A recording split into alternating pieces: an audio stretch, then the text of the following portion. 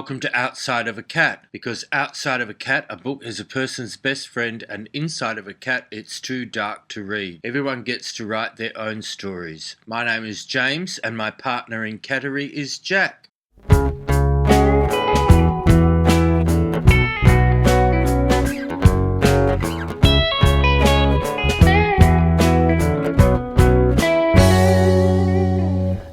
This is a review or a book review that was undertaken for the Fag Media on Rumble channel, and we're rebadging it for our new YouTube channel. I just want to add some housekeeping issues. There's a distinction between what's happening in the book and what is my commentary. So how I do that is I put a meme or a picture or something in there that is not from the book, and where it is the book, I have the book's image, just to make it clear. I hope that helps. I hope you enjoy it. We're calling this the small bunch of book reviews because we found a group of pages that were ungrouped and in small numbers. So there's a total of 45 images in total. These were taken before I understood numbers, so the timestamps, etc., will be an interesting revelation. So 9:28 p.m. we start with The Witcher. Now the first thing I want to say about The Witcher is that the book and the TV are rather different. I stopped watching. I thought the ending of the books were like an amateurish and really quite insulting to the reader to put them all through all these books only to put a shitty ending in. It was very Game of Thrones in that respect. So why are books interesting? Books are interesting because The Matrix uses literature in what we call predictive programming, but it's more than that. They give clues to the nature of the universe, clues of how things might work. There's a lot of disinformation, but in translating or imposing upon another world our time frames, for example, it allows them to describe and give clues as to our own situation here. So this is The Witcher 3, and it's the Tower of the Swallow extract. As is generally known, the universe, like life, describes a wheel on whose rim 8 magical points are etched, making a complete turn, the annual cycle. These points, lying on the rim in pairs directly opposite each other, include Imbolc or budding, Lufthansa or mellowing, Beltane or blooming, and Samhain or dying. Also marked on the wheel are the 2 solstices, the winter one called Midinvern and Midate for the summer. There are also the 2 equinoxes, Berge in spring and Verlen in autumn. These dates divide the circle into 8 parts, and so in the Elven calendar the year is also divided up like that. And when they landed on the beaches in the vicinity of Yaruga and the Pontar, people brought with them their own calendar based on the moon, which divided the year into 12 months, giving the farmer's annual working cycle from the beginning with the markers in January until the end, when the frost turns the sod into a hard lump. So there's 2 concepts there. The first suggests of an imposition from one to another, a joining of 2 cultures through immigration. Is this our history of the world? Now the Elven could be the angels, and the people with the moon may be another faction of immigrants. And in The Witcher there's the Lady of the Lake. Of course I know what the source of that dream is, continued the novice. Ithlin's prophecy, the infamous white frost, the time of frost and the wolfish blizzard, the world dying among the snows and ice, in order, as the prophecy says, to be born again centuries later, cleansed and better. I believe deeply, said Nimue softly, that the world will be born again, whether into something better, not particularly. So here we have a combination of climate change mythology, catastrophe mythology, the idea that civilization-ending events happen through weather, and then she says, the white frost is a fact. The civilization of the northern hemisphere is doomed to extinction. It will vanish beneath the ice of a spreading glacier, beneath permanent pack ice and snow. There's no need to panic though, because it'll take some time before it happens. More, Ice Age and civilization-ending event. Political authority cannot create history with help of acts or decrees. Neither can political authority assess history, give grades or characterize it, although in its pride no authority would ever acknowledge that truth. One of the more extreme signs of your human arrogance is so-called historiography, the attempts to give opinions and pass sentences about what you call ancient history.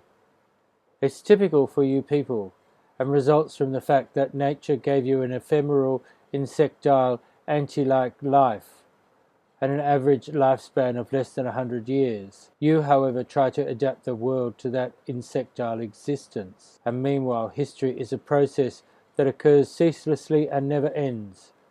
It's impossible to separate history into episodes, from here to there, from here to there, from date to date. You can't define history, nor change it with a royal address, even if you've won a war. And the Pilgrim says, I dare observe two things. Firstly, a lifespan as short as insects protects us people from decadence and inclines us to respect life, live intensively and creatively in order to make the most of every moment of life and enjoy it. I speak and think like a man, but after all, the long-lived elves thought likewise, going to fight and die in the Socatil commando units. If I'm wrong, please correct me. Secondly, he continued, it seems to me that political authority, although unable to change history, may by its actions produce quite a fair illusion and appearance of such an ability. Political power has methods and instruments to do so. The two states, the long-lived, the short-lived, I wonder where these fit in the earth-plane reality. The great illusion, they call it a fair illusion, bred in circuses to keep us numbed. The evil I fought against, repeated the Witcher, was a sign of the activities of chaos, activities calculated to disturb order, since whenever evil is at large, order may not reign, and everything order builds collapses, cannot endure. The little light of wisdom and the flame of hope, the glow of warmth, instead of flaring up, go out. It'll be dark, and in the darkness will be fangs, claws, and blood. I suggest, Geralt raised his cup with a charming smile, we drink up and change the subject. Society breaking down, the Ice King of the North. The reason for existence, the Witcher didn't smile, and the raison d'etre of witches has been undermined, since the fight between good and evil is now being waged on a different battlefield, and is being fought completely differently. Evil has stopped being chaotic. It has stopped being a blind and impetuous force against which a witcher, a mutant as murderous and chaotic as evil itself, had to act. Today, evil acts according to rights, because it is entitled to. It acts according to peace treaties, because it was taken into consideration when the treaties were being written. What's not to your liking, Witcher? What doesn't suit you? The changes the world's undergoing? Development? Progress? Perhaps. Progress, he said finally, is like a herd of pigs. That's how you should look at progress. That's how you should judge it. The nature of evil, the relationship between evil and good, the knowledge of good and evil, all of these things seem to be foundational to mankind's existence on this planet. It will be brighter and brighter, and we shall fear less and less the darkness and the evil hidden in it. And a day will come, perhaps, when we shall stop believing at all that something is lurking in the darkness. We shall laugh at such fears, call them childish, be ashamed of them, but darkness will always, always exist. And there will be always evil in the darkness, always be fangs and claws, death and blood in the darkness, and witches will always be needed. So here we have the Treason Keep, which is part of the Demon Child trilogy, and it's talking about transferring the mind of one person into the body of another was not such a difficult feat to arrange by Hashini standards. So the Hashini are the bridges between the gods and humans. Demons are the servants of the Hashini. But given the predictive programming of altered carbon, here is another example of body switching and Treason Keep. It says, if the host body died, then the mind automatically returned to its own body with little more than a nasty shock. But if the vacant body died, the soul had nowhere to go. It would survive a day or two, no longer, before joining its physical counterpart in death. That's an interesting description. Here we have a talking about how death happens. Put it this way, if you die and death only takes your soul, then that's the end. You're gone. It's the reason your people create their dead. Did you know that? Pagans believe in burial, so that death can still claim the body if he has a mind to. But if you burn the body, then there's no hope of resurrection? She asked, nodding in understanding. She had never wondered why medallions practiced cremation, or really cared why the pagans preferred to be buried, but it made sense now, and she knew the reason. That's right. If your soul ever comes back, it'll have to be in another body. But if death takes your soul and your body, then he can send you back again, if the mood takes him. How many hells are there? As many as there are creatures to imagine them, demon child. I do not create them. Each soul creates its own hell. Whether they suffer the afterlife or enjoy it is entirely up to them. So if I want someone to suffer, how do I make sure? Evil is its own reward, demon child. And you can read the rest of it yourself. It's the nature of reality that we're looking at here. So this is Richard Morgan post-altered carbon. The sun lay dying amidst torn cloud of the colour of bruises, at the bottom of a sky that never seemed to end. Night drew in across the grasslands from the east, turning the persistent breeze chilly as it came. There's an ache to the evenings up here, Ringo had once said, shortly before he left. It feels like losing something every time the sun goes down. And here we have the complete Crondor Suns 2, which is part of the Magician cycle, which also is part of the Firemane cycle. Raymond Feist is the author, and this says, never fall into the trap of judging that which you don't understand as nonsense. That error can destroy you. That is a big problem that people have. Think about it. Ask, is it true? It's better sometimes to collect the data and suspend judgment and make your conclusion when you've collected all the data. And fear. You must know that you are the only one with the power to heal what is flawed within you. Do you understand fear? I don't know. Fear? Fear holds us and binds us and keeps us from growing. It kills a small piece of us each day. It holds us to what we know and keeps us from what's possible, and it is our worst enemy. Fear doesn't announce itself. It's disguised, and it's subtle. It's choosing the safe course. Most of us feel we have rational reasons to avoid taking risks. The brave man is not the one without fear, but the one who does what he must despite being afraid. To succeed, you must be willing to risk total failure.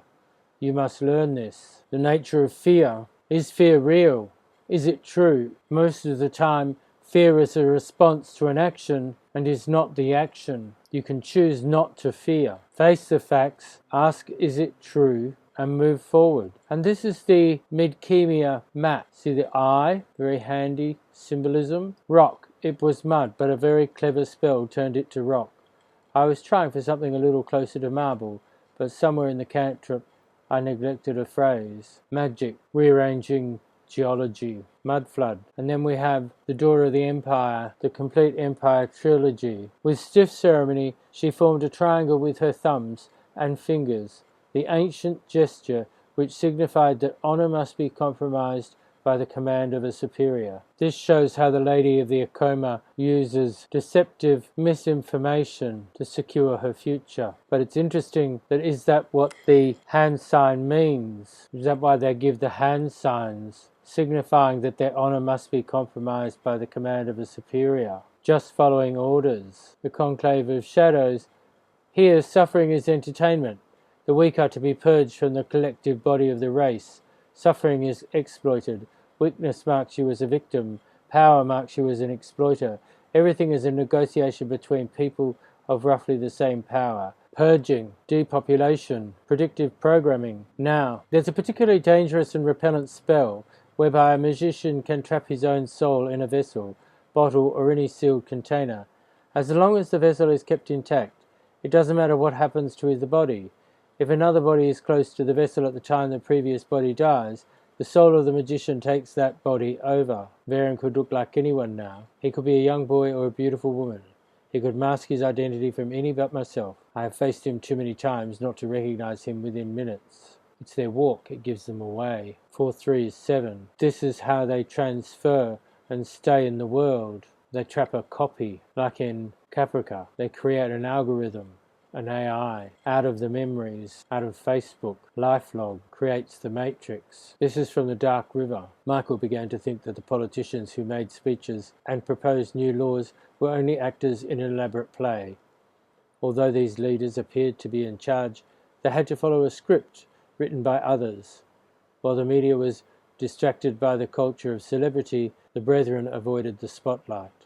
They owned the theatre, counted the tickets, and decided what scenes would be performed for the audience. And some slides to throw in. True freedom is tolerant. It gives people the right to live and think in new ways. Every new experience is unusual. The rest of life is just sleep and committee meetings. Keep saying no to the presumptions of power and you can change your life. And here's a map of southwest Britain, which is from the New Dawn, Last of the Romans. Whenever we're in deep shit, you always say, let's deal with the first problem first. Every time that's what you say. And surely the first problem now is getting out of here. It was always hard when someone used your own arguments against you, and there was some weight to what he said. And this comes from the Carlos Castaneda book. My parents just brought me in this world to be food, like themselves, and that's the end of the story. You see, the predator's mind has no competitors, Don Juan continued. When it proposes something, it agrees with its own proposition, and it makes you believe that you've done something of worth. The predator's mind will say to you that whatever I am telling you is pure nonsense, and then the same mind will agree with its own proposition. And the Firemane, this is Tasmania, after a crisis, Master of Furies, is part of this symbolism of the unnamed one. It's all very Masonic and in Magician's End. I have no time to explain, but the dragons, Pug the dragons are the power behind all this. He waved his hand, encompassing the battle unfolding between the dragons and the dread. Only they are linked to this world more profoundly than elvenkind. Only they possess a magic older than man's. Pug whispered, only they navigate the void. Thomas said, only they can bend time. It has always been the dragons, said Pug. Thomas said, they serve a power more profound and ancient than we ever imagined.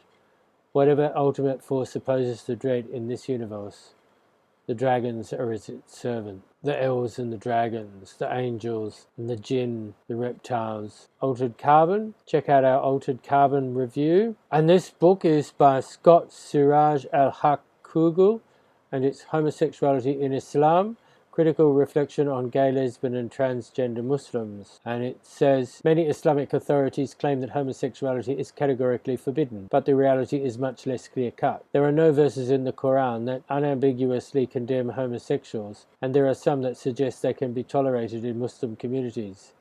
In addition, reports from Hadith that condemn homosexual and transgender persons are of dubious authenticity. This pioneering work is the first to tackle this complex and controversial issue from a religious perspective. Scott Kugel critically engages with scripture, law and tradition to examine the foundations for prevailing attitudes towards homosexuality in Islam. Arguing that Muslims can reconcile themselves with the inevitable diversity in society without compromising their principles, Kugel makes a forceful case for a renewed Islam that accepts all followers regardless of sexual orientation or gender identity. So take that as you will. Ancillary Justice by Anne Leckie. It is unexpected and it is compelling and it is very cool, this series.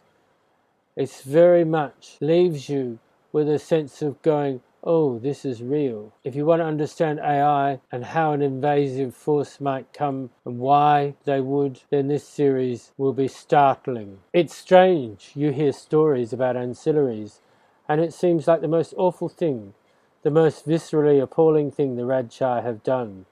To invade and take what? Half the adult population and turn them into walking corpses, slave to your ship's AIs, turned against their own people? If you'd asked me before you annexed us, I'd have said it was a fate worse than death. She turned to me. Is it?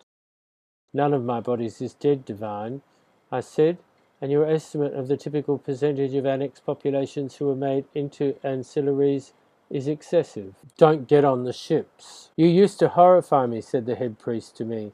The very thought of you near was terrifying. Your dead faces, those expressionless voices. But today I'm more horrified at the thought of a unit of living human beings who serve voluntarily, because I don't think I could trust them. Don't get on the ships. The Rajai are terrifying because they use methods that are real. And Nikola Tesla. If you don't know about Nikola Tesla, then you should. They say much about Einstein's theory now. According to Einstein, the ether does not exist, and many people agree with him. But it is a mistake in my opinion. Ether's opponents prefer to the experiments of Michelson-Morley, who made attempts to detect the Earth's movement relative to the fixed bed ether. These experiments failed. However, it didn't mean the ether's non-existence. I always based as fact the existence of mechanical ether in my works, and therefore I could achieve positive success. Well, I hope you enjoyed that wander through a gallery of images, a small bunch of book reviews. If you like this video, please comment, like, share and subscribe to our channel. Thank you for watching, and I'll see you next time. Bye.